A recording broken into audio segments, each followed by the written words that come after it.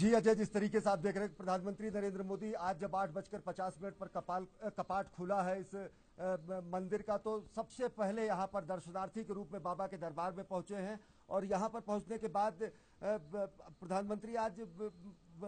रुद्राभिषेक करेंगे। रुद्राभिषेक वो पंचामृत से करेंगे। पंचामृत से जो रुद्राभिषेक होना है उसमें पंचगव्य होता है, पंचामृत होता है, गंगाजल होता है। यहाँ मंदाकिनी का जो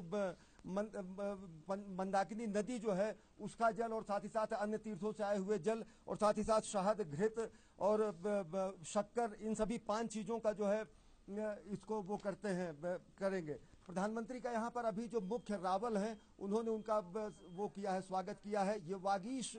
यहाँ के मुख्य रावल हैं। मैं एक चीज और बताना चाहूंगा कि इस मंदिर की विशेषता यह है कि कर्नाटक के जंगम ब्राह्मण जो हैं वो यहाँ के मुख्य पुजारी होते हैं, जिनको रावल कहा जाता है, और वो यहाँ पर पूजा कराते हैं। आदि शंकराचार्य ने इस मंदिर का जीर्णोद्धार कराया था, और ये पूरे भारत को एक सूत्र में पिरोने की उनकी ये कोशिश थी। कर्नाटक और दक्षिण भारत के ब्राह्मण यहाँ के मंदिरों में पूजा कराते हैं, उत्तराखंड के ब्राह्मण पशुपतिनाथ में पूजा कराते हैं। तो कहीं ना कहीं ये पूरे समूचे भारत और नेपाल और अन्य क्षेत्रों में जहाँ पर सनातन संस्कृति के चिन्ह हैं वहाँ पर एक सूत्र में पिरोने का एक विशेष काम करता है। प्रधानमंत्री इस समय मंदिर के जो ये आप दृश्य देख रहे हैं, प्रधानमंत्री गर्भगृह में गए हैं। यहाँ पर एक विशालकाय नंदी की मूर्ति भी है, और मंदिर के अंदर का जो मुख्य द्वार से सटा हुआ द्वार है वहाँ पर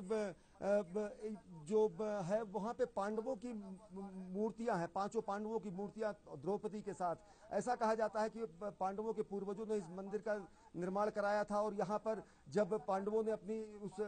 स्थिति को वो करने के लिए जब पूरा का पूरा महाभारत खत्म हुआ तो भगवान शिव से उन्होंने आराधना की कि उनके पापों को हरण करने के लिए वो दर्शन दे। तो यहीं पर भगवान लुप्त होते होते उन्होंने उनको दर्शन दिया, और यहाँ पर वो जो महिष का जो पीठ स्वरूप होता है उसमें प्रधानमंत्री नरेंद्र मोदी जो है उसका आज आराधना करेंगे। 12 ज्योतिर्लिंग जो हैं उन 12 ज्योतिर्लिंगों में से ये एक है। केदारनाथ के धाम में जो है जो महिष का जो शिवलिंग है वो प्राकृतिक शिवलिंग है, और प्राकृतिक शिवलिंग पर ही की यहाँ पर पूजा अर्चना की जाती है। प्रधानमंत्री नरेंद्र मोदी इस समय गर्भगृह में पहुंच चुके हैं। एक चीज मैं और बताना चाहूंगा कि ये स्वयंभू शिवलिंग अति प्राचीन है। इसकी प्राचीनता का कोई भी ऐतिहासिकता नहीं है, बेहद अनेक किंवदंतियां हैं। प्रधानमंत्री इस समय गर्भगृह में मौजूद है, और मुख्य पुजारी जो है, यहाँ के जो मुख्य धर्माधिकारी हैं, वो यहाँ पर रुद्राभिषेक की प्रक्रिया जो है शुरू कर रहे हैं। ये कहा जाता है कि जलम शिवम प्रियम, सबसे ज्यादा जो है वो शिव को जल प्रिय होता है। प्रधानमंत्री यहाँ पंचामृत से रुद्राभिषेक करेंगे, और रुद्राभिषेक जो है वो शिव की आराधना का एक विशेष अनुष्ठान होता है, जिसमें जो है ये करते हैं अलग अलग चीजों को मिलाकर, जिसमें, और यहाँ की अगर बात करें तो सबसे ज्यादा जो पूजन पद्धति है यहाँ की, उसमें घृत का लेपन इस शिवलिंग पर विशेष तरीके से किया जाता है। घृत का लेपन इसलिए किया जाता है कि यहाँ पर जो परंपरा है उसके हिसाब से घृत का लेपन किया जाता है। स्वयंभू मंदिर जैसा मैं बता रहा हूँ बेहद प्राचीन है, और यहाँ का जो ज्योतिर्लिंग है उसकी ऐतिहासिकता के बारे में अलग अलग बातें हैं अजय। तो प्रधानमंत्री जो कि खुद उनकी साधना का भी स्थल ये क्षेत्र कहीं ना कहीं रहा है, जैसा कि यहाँ के मुख्य पुजारी और अन्य लोग बताते हैं। प्रधानमंत्री का विशेष अनुराग भी रहा है। प्रधानमंत्री जैसे कि यहाँ पर इससे पहले भी एक संघ प्रचारक के रूप में यहाँ के लोग बताते हैं, यहाँ के मुख्य धर्माधिकारियों से जब हमने बातचीत की तो वो काफी एक समय भी उन्होंने गुजारा था, लंबा वक्त यहाँ पर गुजारा था, तो विशेष अनुराग है। और साथ ही साथ प्रधानमंत्री आज एक राष्ट्र के प्रधानमंत्री के रूप में जब यहाँ पर पहले रुद्राभिषेक करेंगे तो कर रहे हैं, तो निश्चित तौर से ये संपूर्ण मानव जाति के कल्याण के लिए, संपूर्ण राष्ट्रीयता के कल्याण के लिए, संपूर्ण भारतवर्ष के कल्याण के लिए, और जगत गुरु शंकराचार्य की इस समाधि स्थल से सटे हुए ज्योतिर्लिंग में भारत को एक पुनः जगत गुरु की प्रतिष्ठापना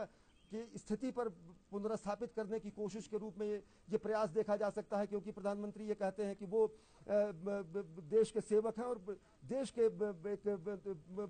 के प्रधानमंत्री होने के नाते सर्व कल्याण की भावना से सर्वे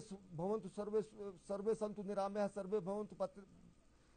भवन्तु सुखना सर्वे संतु निरामया की भावना से, सर्व कल्याण की भावना से वो यहाँ पर आज पहुंचे हैं, और देश के प्रतिनिधित्व के रूप में, देश के प्रतिनिधि के रूप में वो यहाँ पर आकर भगवान शिव के दरबार में पहुंचे हैं और रुद्राभिषेक कर रहे हैं।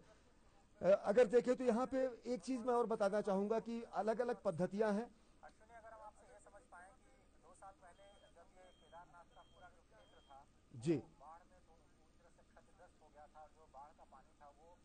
जो जो कपाट इस वक्त हम देख पा रहे हैं उसको उसमें प्रवेश कर गया था, और जहाँ पर इस वक्त गर्भगृह में पूजा हो रही है पूरी तरह से ये पूरा इलाका क्षत विक्षत हो गया था। बाद में ऐसा लग रहा है कि बाद में जीर्णोद्धार किया गया है, और थोड़ी सी सुविधाओं के बारे में भी बताया। जो आम आम जनता, जो आम जो भक्तजन है वो जाएंगे, क्या वापस या उससे भी बेहतर तरीके से अब प्रतिस्थापित हो चुके हैं भगवान शिव? हाँ अजय, निश्चित तौर से हम ये बताना चाहेंगे कि जब ये आपदा आई तो एक दैवीय और चमत्कारिक स्थिति ये रही कि मंदिर के ठीक पीछे, उसे अब भीमशिला के नाम से भी कहा जाता है, वहां पर एक बड़ी चट्टान आकर मंदिर की ठीक पूरी लंबाई के बराबर वो टिक गई, और पूरा का पूरा मंदिर जो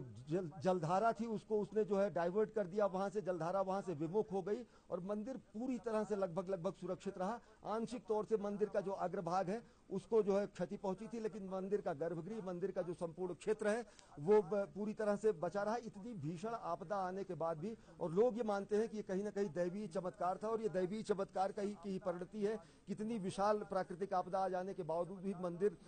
का बाल बांका भी नहीं, और मंदिर उसी पुनः स्थिति में बना हुआ है। वो शिला अभी भी है, शिला उसी स्थान पर है, और शिला की आप देखेंगे तो वो जब पूरी आपदा में शिला एक बेहद वेग से आई होगी, और उसको ठीक मंदिर के पहले ही किसी अन्य शिला से रुक जाना, इसको लोग निश्चित तौर से दैवी चमत्कार के रूप में मान के चलते हैं, और मंदिर के सुरक्षित होने की एक प्रमुख वजह मानते हैं, क्योंकि जो जलधारा थी उसको यहाँ से डाइवर्ट हो जाने के लिए उतने में पर्याप्त था। तो अग्रभाग जो हुआ था क्षतिग्रस्त, वो कहीं ना कहीं एकदम पूरी तरह से उसको सुसज्जित कर दिया गया है। और अमरनाथ यात्रा आज से कपाट खुलने के बाद अनवरत शुरू होगी।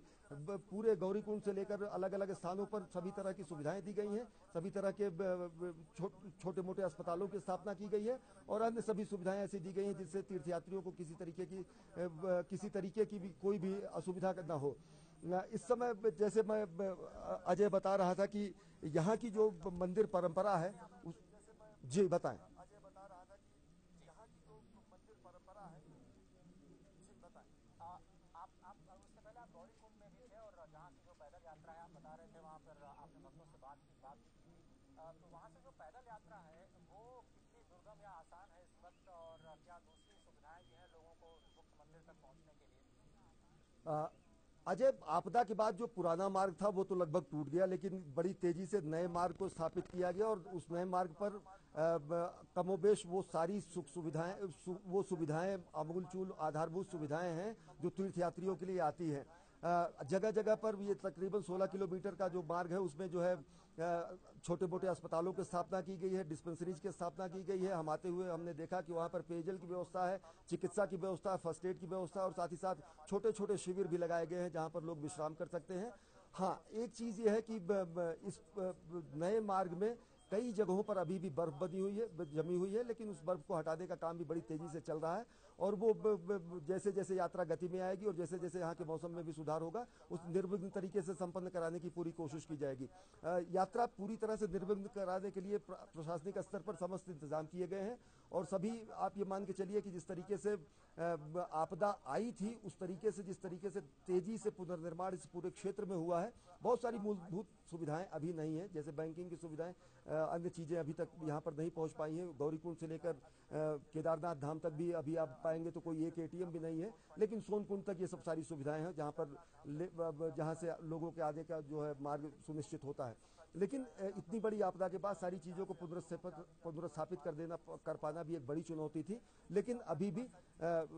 यहाँ पर ऐसी व्यवस्था है कि निर्विघ्न तरीके से बगैर किसी असुविधा के लोग आ सकते हैं। और ये एक चीज मैं और कहूंगा कि जब कपाट खुलते ही प्रधानमंत्री नरेंद्र मोदी पहुंचे हैं यहाँ पर रुद्राभिषेक करने के लिए, दर्शन करने के लिए, तो ये कहीं ना कहीं इस यात्रा को एक मोमेंटम भी देगा। मोमेंटम इसलिए देगा क्योंकि जब कोई विशिष्ट व्यक्ति पहुंचता है तो वो लोगों के बेहद आकर्षण का केंद्र और आस्था का केंद्र और आध्यात्मिक केंद्र तो केदारनाथ धाम है ही, लेकिन जब खुद प्रधानमंत्री भी वहां पर पहुंचते हैं तो पूरा का पूरा मशीनरी जो भी होता है नीचे से ऊपर तक वो पूरी तरह से मोबिलाइज भी हो जाता है। और यात्रा की शुरुआत के समय ही आप ये समझिए कि वो सारी सुविधाएं,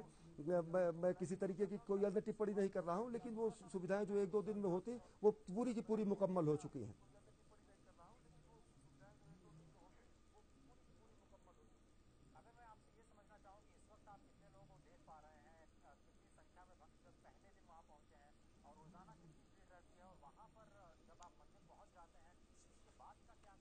होता है, इस तरह से लोगों को पूजा अर्चना करने के लिए जो वहाँ का शासन है वो एक तरह से अजय देखिए, इस वक्त आप न्यूज पर देख रहे हैं, थोड़ी देर पहले उन्होंने अश्विनी की आवाज सुन पा रहे हैं। जय अश्विनी। हाँ अजय, हम बताना चाहेंगे प्रधानमंत्री नरेंद्र मोदी इस समय गर्भगृह में ही है और रुद्राभिषेक वो कर रहे हैं। रुद्राभिषेक की प्रक्रिया पूरी तरह से चालू है। और जो हम एक चीज़ और बताना चाहेंगे कि रुद्र के जो अलग अलग अवतार हैं उसमें रुद्र की स्थिति जो है वो सबसे देवों में महादेव की स्थिति कही जाती है। सभी देवताओं को देवता कहा जाता है, देव कहा जाता है, लेकिन इनको महादेव कहा जाता है, देवाधिपति कहा जाता है। इनके मंत्रों को भी महामंत्र कहा जाता है, इनके मंत्र को भी महामृत्युंजय मंत्र कहा जाता है। तो वैसे ही अगर अमरनाथ यात्रा की दर्शन को भी आप कहें तो एक महाअभियान के सलीके से आप ले सकते हैं, क्योंकि बेहद दुर्गम है, बहुत दुष्कर है, लेकिन ये लोगों की अपनी आस्था और भक्ति की और अपनी उनकी संकल्प शक्ति की परीक्षा भी लेता है। लेकिन निश्चित तौर से जैसे जैसे आप कदम दर कदम, किलोमीटर दर किलोमीटर आप धाम की तरफ बढ़ते हैं और चुनौतियों पर आप विजय पाते जाते हैं, तो आपके आत्मविश्वास में ऐसे बढ़ता है वो आत्मविश्वास। चारधाम की यात्रा जो उत्तराखंड की चारधाम की यात्रा के साथ में जोड़ा जाता है और ऐसा कहा जाता है कि जो बद्रीनाथ की यात्रा है, क्योंकि जो वैष्णव परंपरा में चारधाम के साथ जोड़ी जाती है, वो तब तक पूरी नहीं मानी जाती जब तक आप केदार क्षेत्र में आकर के पवित्र क्षेत्र का दर्शन नहीं कर लेते हैं। ऐसे में ओमकार को के साथ संयुक्त करके अगर ओमकारम कृति संयुक्तम नित्यम ध्यायन्ति योगिनः कामदम मोक्षदम च ओमकाराय नमो नमः का उसकी बात करें जी। तो जो संयुक्त करने की जो परंपरा है या फिर जो सभी को एक साथ लेकर के जो चलने की परंपरा है, इसके तहत में प्रधानमंत्री ने जैसा कि आपने कहा राष्ट्र को एक करने के लिए आज जरूर प्रार्थना की होगी। बुनियादी ढांचे के लिहाज से चारधाम की यात्रा के रूट को और भी बेहतर बनाने के लिए जो वहाँ पर नेशनल हाईवे के निर्माण की जी। एक तरह से जो फैसला है, बड़ा फैसला लिया गया, इसके बाद में जो पहली यात्रा है तो जरूर आपको असर वहाँ दिख रहा होगा। जिस तरह से आप बार बार आप जिक्र कर रहे हैं शंकराचार्य का, बार बार आप जिक्र कर रहे हैं वहाँ के यहाँ की प्राचीन संस्कृति और सभ्यता का। आम जनता के मैं फिर से समझना चाह रहा हूँ कि जब आप पहुँचते हैं वहाँ पर एक आम भक्त के रूप में, तो आपको कौन कौन सी सुविधाएं मिलती हैं, क्या कुछ प्रक्रिया होती है और किस तरह से आप अपने पूरे दिन को आप वहाँ बिता सकते हैं अगर आप इस यात्रा के लिए जा रहे हैं तो। अजय, सबको सबसे पहले एक बायोमेट्रिक रजिस्ट्रेशन कराना पड़ता है, जिससे उनकी पहचान निश्चित हो जाती है और सभी तरीके की सुविधाएं और आगे की सुविधाओं का निर्धारण उसी आधार पर होता है। और जिस तरह से कि चारधाम यात्रा की आप बात कर रहे हैं, यमुनोत्री, गंगोत्री, बद्रीनाथ, केदारनाथ, ये पूरी यात्रा है। ये एक तरीके से आप समझें तो पूरे उत्तराखंड के अर्थव्यवस्था की रीढ़ है। सबसे पहले यमुनोत्री से यात्रा शुरू की जाती है, गंगोत्री सब आते हैं, उसके बाद केदारनाथ आते हैं। और बद्रीनाथ का दर्शन का तब तक सफल नहीं माना जाता है जब तक केदारनाथ के दर्शन नहीं किए जाते हैं। और ये कहीं ना कहीं वैष्णव परंपरा और शैव परंपरा, जो कि आदिकाल में कहीं ना कहीं एक परस्पर प्रतिद्वंद्वी परंपरा हुआ करती थी, उनके समन्वय की कोशिश है। और साथ ही साथ शंकराचार्य का, जिनका मैं जिक्र कर रहा था, जिन्होंने चारों धामों की स्थापना की, देश के चारों स्थानों पर चारों महातीर्थों की स्थापना की और देश को एक सूत्र में स्थापित किया, वो कहीं ना कहीं एक ऐसा अद्वितीय और युगांतकारी क्षण था जब सनातन धर्म की एक बार फिर से पुनर्स्थापना हुई। क्योंकि उसके पहले बौद्ध परंपरा और जैन परंपरा और अन्य परंपराएं जो है भारतीय संस्कृति पर और इस सनातन संस्कृति पर हावी होती जा रही थी। तो भारतीय पुनर्स्थापना के रूप में भारतीयता को, सनातन संस्कृति को एक सूत्र में पिरोने के रूप में चारों धामों को एक साथ रोक,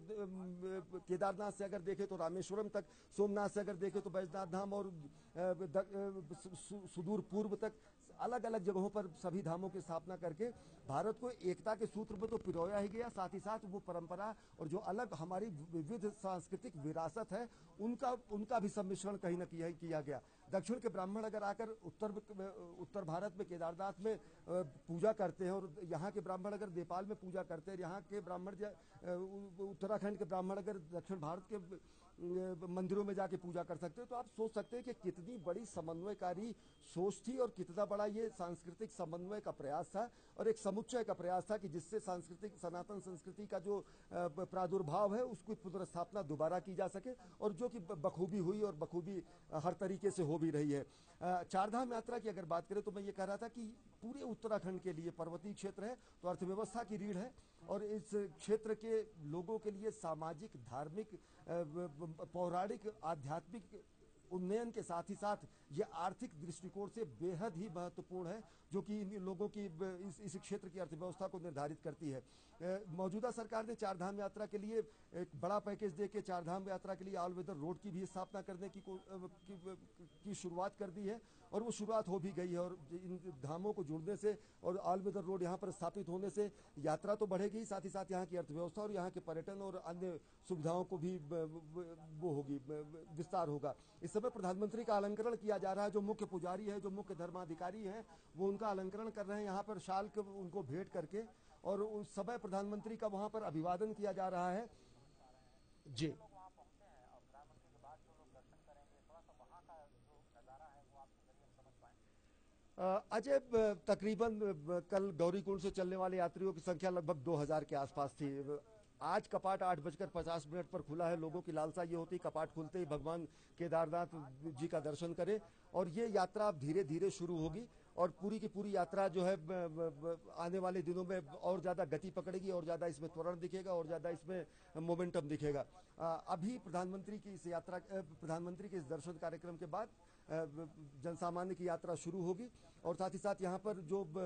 पूरे का पूरा एक छोटा सा टाउन है, नगर पंचायत इसको कह सकते हैं। केदारनाथ धाम वास्तव में एक नगर पंचायत है, और लगभग 1.5 किलोमीटर 2 किलोमीटर के विस्तार में ये घाटी है। 3 तरफ से ये पहाड़ों से घिरा हुआ है। सारी सुख सुविधाएं यहाँ पर, सारी व्यवस्थाएं की गई हैं। अस्थायी टेंट की व्यवस्था की गई है, और स्थानीय प्रशासन इस यात्रा को निर्विघ्न संपन्न करने के लिए कोई भी कोर कसर नहीं छोड़ रहा है। जैसा आप दृश्यों में देख पा रहे होंगे अजय, प्रधानमंत्री का अलंकरण किया गया, अभिवादन किया गया वहाँ के मुख्य पुजारी जो है, जो मुख्य धर्माधिकारी हैं उनके द्वारा, और शाल भेंट करके, और इस जो रुद्राभिषेक की जो पूजा अर्चना की जो प्रक्रिया है, इस समय उनका जो भस्म है, अभी हम लोग मंदिर के अंदर गए थे तो एक विशेष भस्म का लेपन किया जाता है, जो यहाँ के मुख्य रावल हैं उनके द्वारा, और ये अलंकरण के लिए और सम्मान के स्वरूप में उन्हें शाल दिया गया। और अभी इस समय चंदन और यहाँ के भस्म का जो है उनके माथे पर लगाया जा रहा है, उनके ललाट पर लगाया जा रहा है, और कुछ अन्य जो रुद्राक्ष की मालाएं और अन्य चीजें हैं जो प्रसाद स्वरूप यहाँ पर दी जाती हैं विशिष्ट अतिथियों को, वो इस समय मंदिर प्रशासन द्वारा दिया जा रहा है। तो निश्चित तौर से आप ये समझ सकते हैं कि एक कपाट खुलते ही देश के प्रधानमंत्री का यहाँ पर आना एक पूरे देश के लिए एक बड़ा संदेश है कि यहाँ पर केदारनाथ धाम लोग ज़्यादा से ज़्यादा पहुँचे, और जिस तरीके से उत्तर दक्षिण पूरब पश्चिम सोमनाथ से लेकर सुदूर पूर्व तक, और केदार धाम से लेकर रामेश्वरम तक संपूर्ण भारत को जो है एक सूत्र में पिरोने का काम किया गया है। और सभी धर्मों के सामंजस्य की भी अगर देखें तो कहीं ना कहीं एक झलक उसमें दिखती है। हमारी जो बहुविध संस्कृति है उसको देखते हुए, तो उसमें इस सनातन संस्कृति के प्रमुख तीर्थों में, जो कि ज्योतिर्लिंग 12 ज्योतिर्लिंगों में से एक ज्योतिर्लिंग केदारनाथ धाम है, यहाँ भी पहुँचना लोगों की एक अभिलाषा होती है, अपने जीवन काल की अभिलाषा होती है। तो निश्चित तौर से प्रधानमंत्री नरेंद्र मोदी के यहाँ आज पहुँचने से ही, कपाट खुलने के ठीक तुरंत बाद पहुँचने से ही इस यात्रा को गति देगा। इस समय प्रधानमंत्री गर्भगृह में ही भगवान केदारनाथ के सामने नतमस्तक हैं, और कहीं ना कहीं विश्व बंधुत्व के लिए और सर्वजन कल्याण के लिए, सर्वजन हिताय के लिए, और सर्वे भवन्तु सुखिनः सर्वे सन्तु निरामयाः सर्वे भद्राणि पश्यन्तु मां कश्चित् दुःखभाग् भवेत्, इन भावनाओं को आत्मसात करते हुए विश्व बंधुत्व और अब विश्व कल्याण के लिए, मानवता के कल्याण की भावनाओं को निश्चित तौर से एक राष्ट्र के जनप्रतिनिधि के रूप में, प्रधानमंत्री के रूप में इस समय यहाँ पर पहुंचे हैं, और भगवान श्री केदारनाथ के धाम में अपने पूजा अर्चना कर रहे हैं। और राष्ट्र को एक कहीं ना कहीं अगर प्रधानमंत्री का अगर अजय देखें तो संबोधनों में एक बात दिखती है, वो कहते हैं कि जगत गुरु की वो स्थिति जो है भारत की पुनर्स्थापित करने की कोशिश की जानी चाहिए, जिसके लिए वो प्रयासरत भी हैं। तो जगत गुरु की वो स्थिति थी जब भारत के मेधा का, जब भारत के विज्ञान का, जब भारत की ज्योतिष का, जब भारत के वैज्ञानिक क्षेत्रों का, भारत शोधों का स्वर्णकाल था। तो कहीं ना कहीं जी अभिवादन स्वीकार कर रहे हैं वहाँ पर जो मुख्य पुजारी हैं, जैसा कि हमारे संवाददाता अश्विनी मिश्र बता रहे हैं कि मैसूर की एक खास ब्राह्मण एक तरह से जो वर्ग है वो वहीं पर सदियों से वहाँ पर पूजा कराता रहा था, और उत्तर के पुजारी दक्षिण में, दक्षिण के पुजारी उत्तर में, जिस तरह से भारत को एक सूत्र में पिरोने का कार्य शंकराचार्य जी ने किया, जिसका जिक्र हमारे संवाददाता कर रहे थे कि वहाँ पर उनकी समाधि स्थित है। ऐसा कहा जाता है कि वहीं पर शंकराचार्य की मुक्ति हुई। तो केदारनाथ एक ऐसा क्षेत्र जहाँ पर अगर आप केवल इच्छा मात्र भी कर दें कि आपको वहाँ जाना है, तो कहा जाता है कि भगवान शिव आपके हृदय में प्रकट हो जाते हैं, और उसके बाद में जब आप संस्कार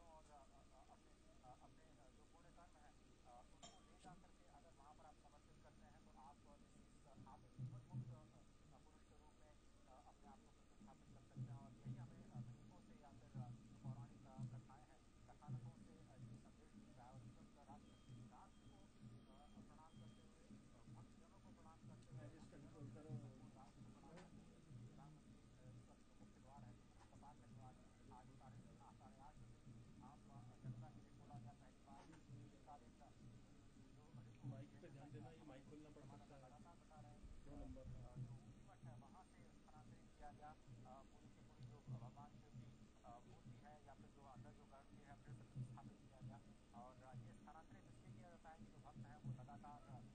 दर्शन कर सकें, पूजा अर्चना कर सकें और अभिषेक कर सकें और उनको दर्शन लाभ हमेशा प्राप्त होता रहे। आज इस समय प्रधानमंत्री प्रदक्षिणा के लिए जा रहे हैं। मंत्र का अंदर का मंत्र का देखिए ना, इसको चेक कर लीजिए। आप बोलेंगे चेक करिए,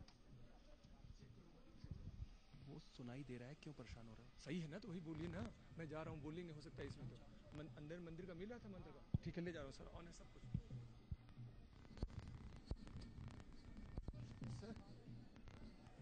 भारत की तरफ से उन्होंने समर्पित भी किया, अभिषेक भी किया, पूजा भी की और अब उन्हें स्वयं उस केदारनाथ की अपने जो वहाँ का वहाँ के जो पुजारी हैं जो उनको अर्घ्य प्रदान करते हुए नजर आ रहे हैं। सर ये भारत की तरफ से आपको वो कवर दे दिया? जी सर, बस दे दिया, डाल दिया मैंने वहीं पे, डाल दिया अंदर ही डाल दिया। नहीं कोई बात नहीं, आप हटे वहीं जो डाल पर माइक में रेडी है अंदर। मंत्र का इसी से पूरा मिला अच्छे से, मैं लेकर अंदर ही खड़ा हो गया। बहुत अच्छा हुआ पूरा मंत्र, मैं सुन रहा था, अच्छा मंत्र का लेके अंदर खड़ा था ना माइक। आज से कुछ ही देर में शायद राष्ट्रपति केदारनाथ बद्रीनाथ की यात्रा पर जाएंगे और इस वक्त उनका सहयोग आगे खड़े रहो, मैं खड़ा हूँ उत्तराखंड के सर, अपने हाथ में लेकर राज्यपाल है, उत्तराखंड के मुख्यमंत्री सतपाल जी महाराज जो खुद वहाँ से चयनित हुए हैं। वो एक तरह से जो वहाँ का जनमानस है उसके मन में क्या भावनाएं होंगी अगर हम आपके जरिए समझ पाए? अजय, जनमानस की अगर बात करें तो प्रधानमंत्री के यहाँ आने से बेहद जो लोग हैं वो बेहद खुश हैं। लोगों को ये लगता है कि देश के पहले प्रधानमंत्री हैं जो सनातन हिंदू संस्कृति के जितने प्रतीक हैं वहां पर जाने में कोई हिचक नहीं करते हैं। साथ ही साथ प्रधानमंत्री नरेंद्र मोदी भगवान शिव के जो है वो अनन्य भक्त भी हैं। यहाँ के लोगों की और यहाँ के जो मुख्य धर्माधिकारी और पुजारी हैं उनकी अगर बात माने तो प्रधानमंत्री नरेंद्र मोदी ने यहाँ पर मुख्यमंत्री होने के पूर्व के समय में काफी एक लंबा वक्त जो है यहाँ से 2 किलोमीटर दूरी पर गौरी चट्टी का स्थान है, वहां पर उन्होंने काफी लंबा वक्त भी गुजारा था। तो इस समय आप देख रहे हैं कि प्रधानमंत्री को अलग अलग स्मृति चिन्ह दिए जा रहे हैं। तो प्रधानमंत्री का एक विशेष अनुराग, क्योंकि काशी विश्वनाथ से प्रतिनिधि होना और केदारनाथ में आके पूजन करना और सोमनाथ के प्रति अपनी कृतज्ञता ज्ञापित करना और सभी ज्योतिर्लिंगों का पशुपतिनाथ से लेकर रामेश्वरम तक एक सूत्र में सब जगह पर पिरोने का काम करना और सर्वजन हिताय सर्वजन सुखाय और सबका साथ सबका विकास का जो मूल मंत्र वो देते हैं, तो कहीं ना कहीं वो भारतीय सनातन संस्कृति की वो मूल मंत्र का ही वो उन्हीं मूल मंत्रों का निचोड़ है जिसमें विश्व बंधुत्व की बात कही जाती है, जिसमें सर्व कल्याण की बात कही जाती है और जिसमें ये कहा जाता है कि सबके भले के साथ हमारा भी भला हो, क्योंकि अकेली हिंदू संस्कृति ऐसी है, सनातन संस्कृति ऐसी है जो सबके कल्याण के साथ साथ अपने कल्याण की बात कहती है। तो इस समय प्रधानमंत्री खुद मंदिर के सामने जो है अन्य लोगों से अभिवादन स्वीकार कर रहे हैं जो वहां पर लोग मौजूद हैं। मुख्यमंत्री त्रिवेंद्र सिंह रावत, धर्मार्थ कार्य मंत्री, पर्यटन मंत्री सतपाल जी महाराज, राज्यपाल उत्तराखंड और साथ ही साथ अन्य कई गणमान्य व्यक्ति भी इस समय प्रधानमंत्री के साथ है वहां पर। और मुख्य जो धर्माधिकारी पुजारी और मुख्य वहां के जो वागीश जो है, जो रावल हैं, जो पुजारी हैं, तो जो जंगम ब्राह्मण होते हैं, कर्नाटक मैसूर के होते हैं, तो वो सब इस समय वहां पर मौजूद हैं। और कहीं ना कहीं अन्य मीडिया के लिए एक फोटोग्राफी और फोटो आप की अपॉर्चुनिटी है, लोग वहां पर उपस्थित हैं। तो निश्चित तौर से आज ही कपाट खुलने के बाद प्रधानमंत्री के यहाँ पर पहुंचना और रुद्राभिषेक करना और यहाँ के लोगों से को एक संदेश देना और संपूर्ण देश को एक संदेश देना कि कितनी भी दुष्कर और दुसाध्य परिस्थितियों में जो है उनको सरल करने के लिए सरकार प्रयासरत है। 4 धाम यात्रा के तहत चारों धाम को एक साथ जोड़ने के लिए प्रयासरत है और जो कठिनाई कभी एक वक्त में हुआ करती थी इन धामों पर पहुंचने के लिए सभी सहूलियतें फराहम करके उपस्थित कराकर एक सहज सुविधाजनक स्थितियां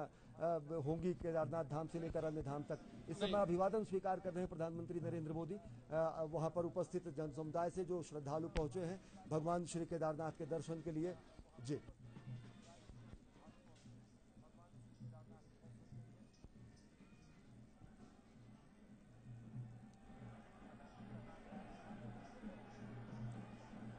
दूसरा कैमरा निकाल लेते,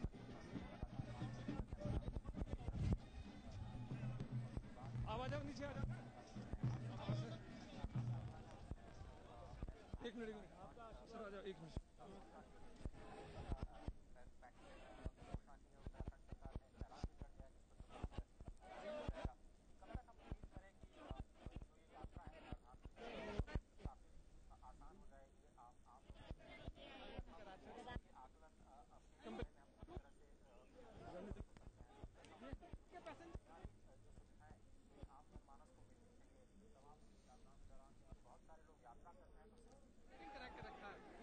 जाओ आगे जाओ आगे जाओ। सुविधाओं की बात करें जिनका जिक्र आप लगातार कर रहे हैं, कब तक हम उम्मीद करें एक आसान यात्रा में ये तब्दील हो पाएगा, बदलाव हो पाएगा? अजय, निश्चित तौर से जो प्रयास किया जा रहा है मौजूदा सरकार, केंद्र सरकार के द्वारा चार धाम यात्रा को बारहमासी आलवेदर रोड से जोड़ने के लिए, तो वो एक जब उसकी परिणति होगी, जब वो संपन्न हो जाएगा, जब वो बनेगा, आंशिक रूप से उसके कार्य शुरू हुए हैं, लेकिन एक पर्वतीय क्षेत्र है, भौगोलिक चुनौतियां हैं, साथ ही साथ अन्य जो चुनौतियां हैं, पर्यावरणीय स्थितियां हैं, उनके अनुकूल एक लंबा वक्त तो लग सकता है इनको जोड़ने में और ये सुविधाजनक स्थिति से चार धाम यात्रा को आलवेदर रोड से जोड़ने में। लेकिन अभी अगर केदारनाथ धाम की यात्रा की बात करें तो ये अन्य धाम की यात्रा से और ज़्यादा दुष्कर, दुसाध्य और साथ ही साथ चुनौतीपूर्ण है। लेकिन जो अभी भी स्थानीय प्रशासन और राज्य सरकार द्वारा यहाँ पर स्थितियाँ और सुविधाएं दी गई हैं, वो कहीं ना कहीं पर्याप्त हैं लोगों के लिए और लोग उन सुविधाओं से संतुष्ट भी दिखते हैं, लेकिन सुविधाओं को ज़्यादा से ज़्यादा किया जाना अपेक्षित होता है और उस अपेक्षा पे राज्य सरकार को अभी और ज़्यादा काम किए जाने की ज़रूरत है। इस समय प्रधानमंत्री अभिवादन स्वीकार कर रहे हैं। तकरीबन यहाँ पर 5,000 के आसपास कल इकट्ठा हुए थे अमरनाथ यात्री, यहाँ पर माफ़ करिएगा केदारनाथ धाम के यात्री यात्रा करने के लिए। और इस समय प्रधानमंत्री सारे भक्तों का, सारे श्रद्धालुओं का अभिवादन स्वीकार कर रहे हैं। जी, वहाँ पर हैं और आपने जिक्र किया, आपने भक्तों से बात की, जो तमाम सुविधाएं हैं उनका जिक्र किया और जिस तरह से हम देख रहे हैं कि मंदाकिनी के पवित्र तट पर ये जो केदारनाथ का मंदिर है, जी, सानिया और शैव परंपरा जो होती है, सनातन धर्म की कही जा सकती है, पवित्र स्थल पर कहा जा सकता है, उसका एक उसका जिक्र किया जाता है कि काशी के बाद में जब वहाँ से महावीर निकले तो फिर रुद्र काशी नाम की जगह पर रहने लगे थे, इसलिए नहीं चाहते थे कि वो पांडवों को अपना दर्शन दें। जी। और वो जानते थे कि अगर उन्हें दर्शन अब देंगे तो उन्हें क्षमादान देना पड़ेगा, लेकिन बाद में फिर से पांडव उनका पीछा करके फिर पहुंचे तो रुद्र काशी को भी छोड़ करके वो केदारनाथ पहुंचे। काशी में गौरी कुंड भी है जहाँ पर लोग स्नान करते हैं, जहाँ पर भगवान गणेश का प्रादुर्भाव स्थल भी कहा जाता है, वो वहाँ से निश्चित है। और अगर कोई रात में रुकना चाहे वहाँ पर कोई भक्त तो उसके लिए क्या सुविधाएं हैं जहाँ पर अभी तक काम नहीं? केदारनाथ धाम में तो अस्थायी टेंट बनाए गए हैं, कुछ परमानेंट स्ट्रक्चर्स भी हैं, उनका जीर्णोद्धार भी किया गया है क्योंकि आपदा के बाद कुछ क्षतिग्रस्त भी हो गए थे। और अस्थायी टेंट अगर आप देखेंगे तो यहाँ से लेकर तकरीबन 4-5 किलोमीटर नीचे तक अलग अलग स्थानों पर, जहाँ पर पहाड़ों को थोड़ा समतल करके एक समतल स्थान दिया जा सकता है, वहाँ पर अस्थायी टेंट बनाए गए हैं। लेकिन अस्थायी टेंट अगर आप समझ रहे हैं तो इस तरीके से इस यहाँ पर भीषण सर्दी होती है, अभी भी यहाँ पर तापमान बेहद कम है, तो ऐसी स्थितियों में एक बड़ा स्थायी निर्माण कार्य किया जाना अपेक्षित महसूस होता है। लेकिन जो भौगोलिक चुनौतियां और पर्यावरणीय चुनौतियां और साथ ही साथ 6 महीने के लिए जब कपाट बंद हो जाता है। जी, बिल्कुल सूरज की किरणें वहाँ वहाँ के पर्वतों पर दिखाई दे रही हैं जो आप इस समय पहुंचा पा रहे हैं। अगर आप वहाँ की तस्वीर कर पाए वहाँ से खासा हमारे साथ खींच पाए। जी, अजय, अगर देखें तो ये हिमालय की गोद का सीधा सीधा आप दृश्य देख रहे हैं। ऊपर जो है वो हिमाद्रि तुंग श्रृंग जिसको कहा जाता है, वो है हिमालय की तुंग श्रृंग हैं, बड़ी बड़ी ऊंची ऊंची पहाड़ियां हैं, चोटियां हैं। और एक बार मैं यहाँ पर लोभ संवरण नहीं कर पा रहा हूँ कि जो कवियों ने व्याख्यायित किया है कि हिमाद्रि तुंग शुंग से प्रबुद्ध शुद्ध भारती, स्वयं प्रभा समुज्ज्वला स्वतंत्रता पुकारती, अमर्त वीर पुत्र हो दृढ़ प्रतिज्ञ सोच लो, सुपंथ हो जयी बनो बढ़े चलो बढ़े चलो। तो अगर सुपंथ होकर जयी बनने के लिए दृढ़ इच्छा शक्ति लेकर किसी भी पथ पर आदमी बढ़ता है, चाहे वो पर्वतीय क्षेत्र पर हो, चाहे वो समतल क्षेत्र हो, चाहे वो अभियान हो, चाहे वो महाअभियान हो, चाहे वो क्षेत्रीय स्थितियां हो, या वो चाहे आंतरिक आध्यात्मिक उन्नति की कोशिश हो, तो उसमें ये सर्वोच्च स्थान है केदारनाथ घाटी। और केदारनाथ घाटी के बारे में मैं बताऊं, ये विभूतियों का स्थल रहा है। भगवान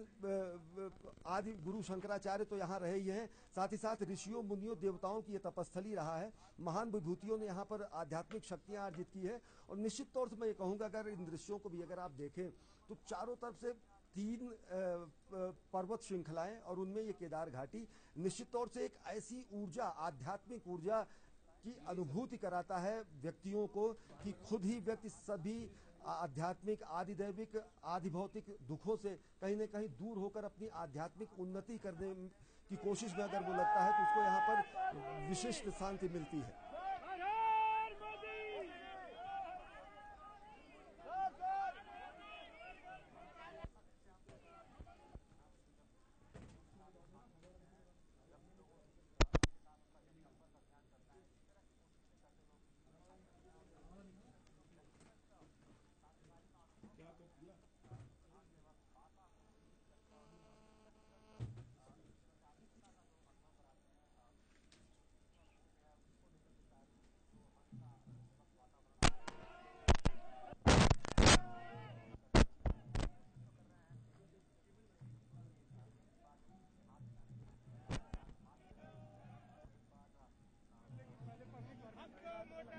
जी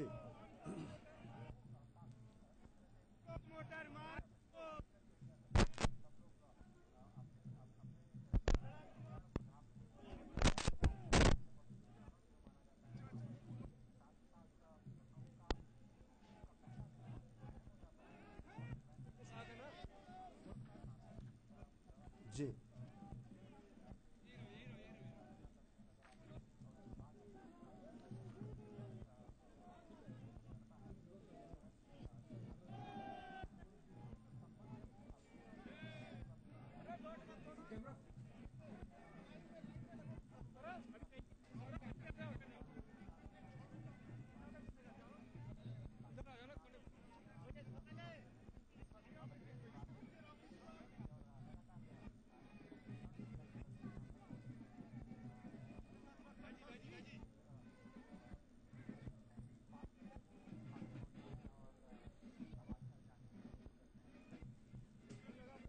निश्चित तौर से बेहद यह अनौपचारिक शैली है प्रधानमंत्री नरेंद्र मोदी की, और ये अनौपचारिक शैली उन्हें विशिष्ट बनाती है और ये विलक्षण बनाती है। लोग, जनसामान्य, जब प्रधानमंत्री अपने हिसाब से अपने खुद मुंह से ये कहते हैं जनसेवक, तो जनता इस तरीके की, जब जनता की अनुभूति होती है, जनता को जब प्रधानमंत्री का इस तरीके से साक्षात्कार होता है, जनता जब उनको कहीं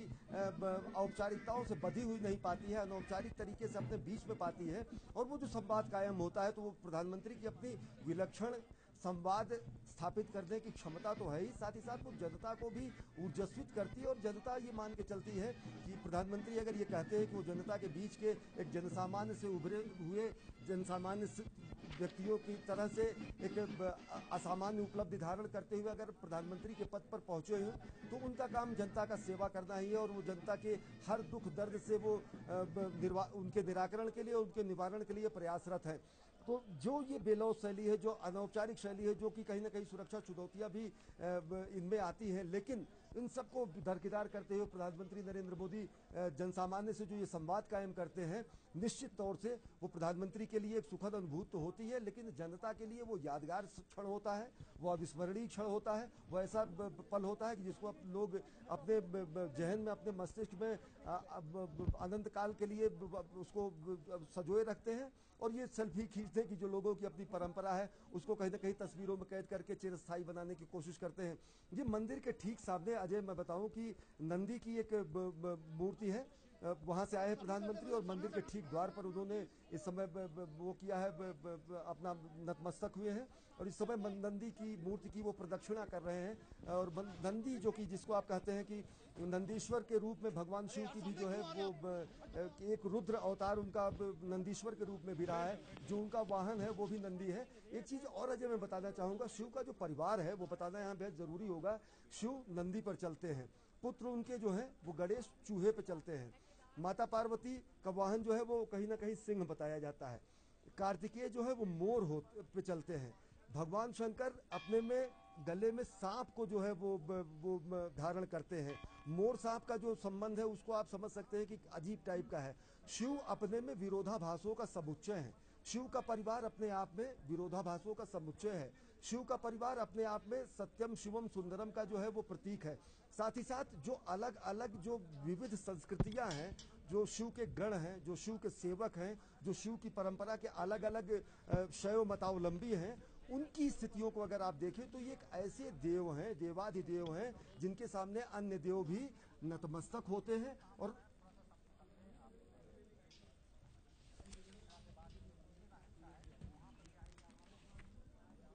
नहीं नहीं अजय, पांडवों की मूर्तियां ठीक एकदम पांडवों की मूर्तियां मंदिर के गर्भगृह के ठीक सामने का जो निर्माण भवन है वहां पर है। इस समय प्रधानमंत्री मंदिर की ही प्रदक्षिणा कर रहे हैं। मंदिर जो है ये चौसर वो एक चौसर पत्थर पर बना हुआ है और काफी ऊंचा मंदिर है ये। और ये इस मंदिर की ऊंचाई अगर देखें तो 80 फुट के आसपास है और ये एक विशाल चौकोर चबूतरे पर खड़ा है। और ये मंदिर की प्रदक्षिणा इस समय प्रधानमंत्री नरेंद्र मोदी कर रहे हैं। और ये परंपरा है कि आराधना के बाद जो प्रदक्षिणा है वो कहीं ना कहीं संपूर्ण आराधना का और पूजा अर्चना को जो है संपूर्ण करने का प्रतीक होता है। तो भगवान शिव की रुद्राभिषेक करने के बाद, जनता का अभिवादन स्वीकार करने के बाद अब प्रधानमंत्री नरेंद्र मोदी इस समय मंदिर की प्रदक्षिणा कर रहे हैं। और मंदिर की प्रदक्षिणा करते हुए कहीं ना कहीं ये जो पूरा का पूरा जो उनका दर्शन है, जो उनका जो पूजा का कार्यक्रम है वो कहीं ना कहीं संपन्न होगा। उनके साथ इस समय मुख्य जो यहाँ के वागीश जो जिनको मैं बता रहा हूँ कि दक्षिण भारतीय ये ब्राह्मण होते हैं, जंगम ब्राह्मण होते हैं, वो हैं मुख्य धर्माधिकारी हैं, साथ ही साथ प्रशासनिक अधिकारी हैं। और अन्य देख रहे हैं कि आप जो यहाँ की वेशभूषा है, जो परंपरागत वेशभूषा है यहाँ के धार्मिक मतावलंबियों की, वो उसको धारण किए हुए प्रधानमंत्री नरेंद्र मोदी इस समय मंदिर की प्रदक्षिणा कर रहे हैं। तो प्रदक्षिणा जो है सभी धामों का जो है आप ये समझे कि पुण्य एक साथ हासिल कर लेने की जो है वो कवायद होती है। सारा का सारा जो फल जो होता है वो प्रदक्षिणा से ही हासिल हो जाता है। ये भी बताना वो होगा कि जब सभी देवताओं की बात हुई तो सब देवताओं ने ये कहा गया कि सब पूरा ब्रह्मांड का चक्कर लगा कि जब सबसे पहले अगर आए तो वही सबसे बड़ा देवता माना जाएगा। तो गणपति ने माता पिता की ही प्रदक्षिणा करके ही सबसे बड़े देवता का स्वरूप धारण कर लिया था। तो आप ये समझिए कि प्रदक्षिणा जो मार्ग होता है वो प्रदक्षिणा कहीं ना कहीं मंदिर की प्रदक्षिणा सभी धामों की प्रदक्षिणा के रूप में माना जाता है। और वो प्रदक्षिणा मार्ग करने के बाद, वो प्रदक्षिणा करने के बाद प्रधानमंत्री नरेंद्र मोदी इस समय मंदिर परिसर से निकलने के लिए इस समय अग्रसर हो रहे हैं। और अब ये निश्चित तौर से आप ये समझे कि ये जो केदारनाथ धाम है और केदारनाथ की जो यात्रा है, आज कपाट खुलने के बाद से ही प्रधानमंत्री का यहाँ पर पहुँचना और यहाँ पर रुद्राभिषेक करना इस यात्रा को तो गति देगी ही, साथ ही साथ इस पूरे उत्तराखंड और पूरे सनातन संस्कृति के साथ साथ पूरे जो देश की जो राष्ट्र निर्माण की जो बात होती है, जो राष्ट्र की बहुविध संस्कृति के आत्मसात करने की बात होती है, जो संस्कृतियों के समन्वय की बात होती है, तो उसमें भी ये यात्रा कहीं ना कहीं एक मील का पत्थर मानी जाएगी और एक विशिष्ट स्थान इसका लिया जाएगा। सामान्य रूप से इस समय प्रधानमंत्री नरेंद्र मोदी वहाँ उपस्थित राज्य के लोगों से, जो राज्य के मंत्री और अन्य पदाधिकारी हैं, उनसे मुखातिब हैं। और ये अब वहाँ से हेलीपैड की तरफ प्रधानमंत्री अग्रसर होंगे और केदारनाथ धाम के परिसर से इस समय प्रधानमंत्री अग्रसर हो रहे हैं। अजय,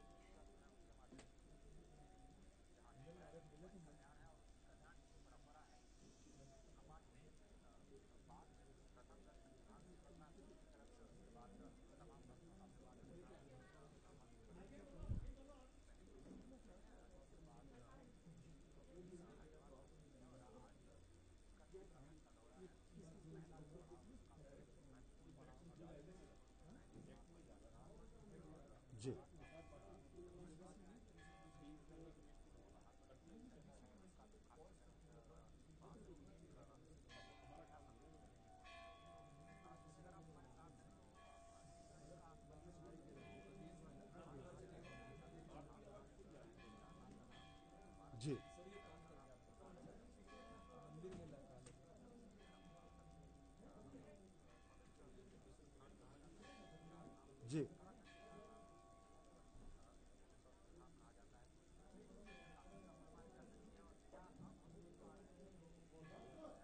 जी प्रवेश कर रही है। जी, कपाट जो है जन सामान्य के लिए खुल चुके हैं। प्रधानमंत्री नरेंद्र मोदी यहाँ से हेलीपैड के लिए रवाना हो चुके हैं और घंटा ध्वनि जो आपको सुनाई पड़ रही, जो इस समय आपको मंदिर की घंटा ध्वनि सुनाई पड़ रही है, ये हर हर महादेव और ओम नमः शिवाय जो ये शिव का महास्तोत्र है, उसको आप साफ तरीके से लोगों पे यहाँ के अभिषेक को सुन सकते होंगे और देख सकते होंगे। और आम जनता जो कि यहाँ पर कल ही पहुँच गई थी, तकरीबन जनता की, श्रद्धालुओं की अगर बात करें, यहाँ पर तीर्थयात्रियों की अगर बात करें तो तकरीबन 5000 के आसपास लोग या कपाट खुलने के पहले ही पहुँच गए थे। तो अब मंदिर का कपाट जो है वो जनसामान्य के लिए, आम श्रद्धालुओं के लिए, तीर्थयात्रियों के लिए खुल चुका है और कोई इसमें किसी तरीके का कोई विघ्न नहीं था। 8:50 पर कपाट खुला था। प्रधानमंत्री के आगमन तक क्योंकि 6 महीने तक अजय ये पूरी का पूरा ये स्थान जो है शीतकालीन प्रवास भगवान का कहीं नीचे ऊखीमठ में होता है, तो मंदिर के अंदर की साफ सफाई 8:50 से लेकर तकरीबन 9:15 बजे तक, 9:20 तक होती रही और प्रधानमंत्री का आगमन लगभग 9:30 के आसपास हुआ। तो सुरक्षा कारणों से उस समय जनसामान्य का आगमन नहीं हो सका रहा, लेकिन वो पूरी केवल पूजा अर्चना और मंदिर का कपाट खुलना और उसकी साफ सफाई होना और विधिवत उसका श्रृंगार करना, उनका घृत लेपन, चंदन लेपन, अन्य चीज़ों को करने में ही उतना वहाँ पर होना और उसके बाद प्रधानमंत्री का आना रहा। और अब कपाट जो है वो खुल चुका है जनसामान्य के लिए और जनसामान्य यहाँ पर दर्शन करने के लिए मंदिर में प्रवेश कर रही है। तो निश्चित तौर से आप ये मान के चलिए कि ये अद्भुत क्षण होता है तीर्थयात्रियों के लिए, जो देश के अलग अलग कोने से आते हैं और देश के अलग अलग कोने से आकर यहाँ पर अपने मनोरथ को पूर्ण करने के लिए आते हैं। क्योंकि औढ़रदानी, अघोरेश्वर, महादेवाधिदेव शंकर, महादेव ऐसे ही देवता हैं जिनको औढ़रदानी कहा जाता है, जो सबसे बड़े दानदानी हैं और वो सबके मनोकामनाओं को पूर्ण करने वाले होते हैं। तो निश्चित तौर से ये एक अद्भुत क्षण है, यहाँ पर प्रधानमंत्री का आना भी और रुद्राभिषेक करना और जनसामान्य का अब यहाँ पर तीर्थ यात्रा का शुरू होना। अजय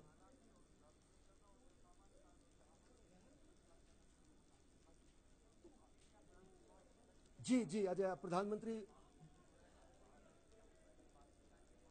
जी अजय, यहाँ से तकरीबन 200 मीटर के आसपास हेलीपैड है और 300 मीटर के आसपास, और यहाँ से पैदल कुछ दूर तक प्रधानमंत्री, जैसे आपने आते हुए देखा होगा कि वहाँ से वो पैदल आते हैं, उसके बाद एक सेना की जो रेडियो चालित गाड़ी है उससे वो हेलीपैड तक जाएंगे और वो इस समय प्रधानमंत्री नरेंद्र मोदी हेलीपैड की तरफ रवाना हो चुके हैं और कुछ ही क्षणों में यहाँ से वो हरिद्वार पतंजलि पीठ के लिए रवाना हो जाएंगे, जहाँ पर उनका अगला अन्य कार्यक्रम है। अजय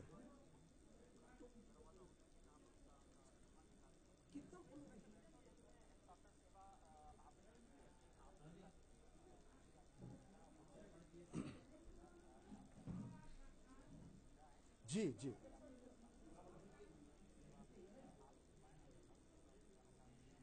अजय, यहाँ पर हेलीकॉप्टर सेवा है और हेलीकॉप्टर सेवा आज यात्रा शुरू होने के साथ ही शुरू होगी। जनसामान्य के लिए वो सेवा शुरू होगी और ये फाटा एक स्थान है, वहाँ से हेलीकॉप्टर सेवा है। 2-3 स्थान अन्य हैं, गौरीकुंड से सटे हुए स्थान है, सोनकुंड का एक स्थान है, वहाँ से भी हेलीकॉप्टर सेवा है और गुप्त काशी एक स्थान है जहाँ से वहाँ से ये हेलीकॉप्टर सेवा है। और मेरे ख्याल से तकरीबन 3000 एक तरफ का यहाँ का किराया है और लोगों के, लेकिन मैं अगर उत्साह की बात करूँ, लोगों की अपेक्षाओं की अगर बात करूँ, तो अगर लोग बहुत व्यस्त नहीं हैं तो इतना रमणीक यहाँ का पूरा का पूरा केदारनाथ घाटी और हिमालय की गोद में बसा हुआ ये धाम है कि लोग खुद ही यहाँ पर चल कर आना चाहते हैं और अपने मनोरथ को पूरा करना चाहते हैं। लेकिन हेलीकॉप्टर सेवा यहाँ पर है, जैसे अन्य तीर्थ स्थानों पर जैसा आप जिक्र कर रहे हैं, वैष्णो देवी धाम और अन्य स्थानों पर है। अजय चलिए, शुक्रिया बहुत बहुत आपका अश्विनी, इन तमाम दृश्यों को हम तक पहुंचाने के लिए और सीधे जो कमेंट्री करने के लिए। प्रधानमंत्री अब से थोड़ी देर पहले यहां से रवाना हो चुके हैं। जिस तरह से हमने बताया कि 8:30 बजे ये जो कपाट है वो आम जनता के दर्शन के लिए आज पहली बार खोला गया। शीतकालीन का जो अवकाश था उसके बाद में, इससे पहले कल जो ऊखीमठ है वहां से भगवान केदारनाथ की यात्रा जो है वो प्रारंभ हुई थी और पारंपरिक वाद्य यंत्रों के बीच में उनका स्वागत किया गया और एक बार फिर से प्रतिस्थापित किया गया केदारनाथ मठ में। और आज सुबह जब कपाट खोले गए तो प्रधानमंत्री पहले व्यक्ति देश की तरफ से प्रधान सेवक के रूप में आज अपनी रुद्राभिषेक, अपनी पूजा के लिए वो देश की तरफ से उपस्थित हुए। और जो शिव, जिनको कल्याण का रूप कहा जाता है, जिनको समत्व का रूप कहा जाता है, और जिस तरह से विचारधारा मौजूदा सरकार की कि सबको साथ लेकर के चलना है, सबका साथ और सबका विकास, तो शायद कुछ ऐसी प्रार्थनाएं, कुछ ऐसी आकांक्षाएं, उम्मीदें अपने मन में लिए